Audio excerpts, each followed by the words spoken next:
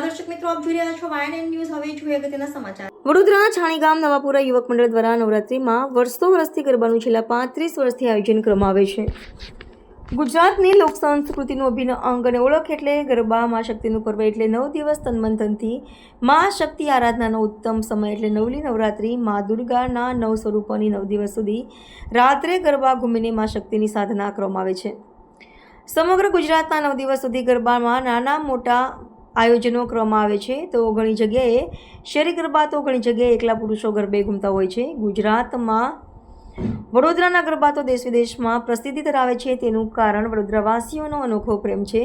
જ્યાં મોટા ગરબાના આયોજન થતા હોય તો શહેરના નાના નાના વિસ્તારોમાં પણ ગરબાના સુંદર આયોજનો થતા હોય છે. આવું એક ગરબાનું આયોજન વડોદરાના છાણી ગામે નવાપુરા યુવક મંડળ દ્વારા કરવામાં આવ્યું હતું. તેમાં નવરાત્રિના 8મા નોરતે ગરબા ખેલૈયાઓ મન મૂકીને ગરબાની તાલે રમઝટ બોલાવી હતી. નવાપુરા યુવક મંડળ દ્વારા આયોજિત આ ભવ્ય ગરબા કાર્યક્રમમાં અષ્ટમીના નોરતાએ વેશભૂષાનું આયોજન કરવામાં આવ્યું હતું.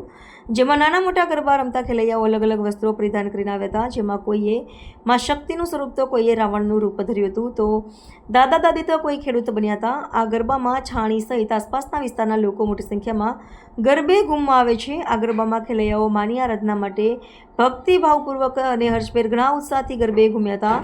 છાણી નવાપુરા યુવક મંડળ દ્વારા દર વર્ષે શાંતિપૂર્ણ રીતે માં નવદુર્ગાની આરાધના પર્વ નવરાત્રિનું આયોજન કરવામાં આવે છે. ચૈત્ર નવરાત્રિની માની આરાધનાનો દિવસમાં માનો સૌથી પ્રિય દિવસ એટલે પવિત્ર આઠમ નવાપુરા યુવક મંડળ છાણી દ્વારા છેલ્લા 35 વર્ષથી આ શેરી ગરબાનું આયોજન કરવામાં આવે છે.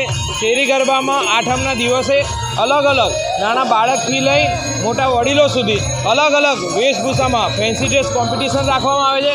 તમે જોઈ રહ્યા છો કે તમામ લોકોએ એમાં ભાગ લીધો છે અને માની આરાધના કરી છે. અમારો આ શેરી ગરબાનો મુખ્ય ઇન્ટેન્સ મારી બાળકી, મારી છોકરી, મારા આંગણે છે. જોન્ટી Patel. Subscribe now and press the bell icon. Never miss an update.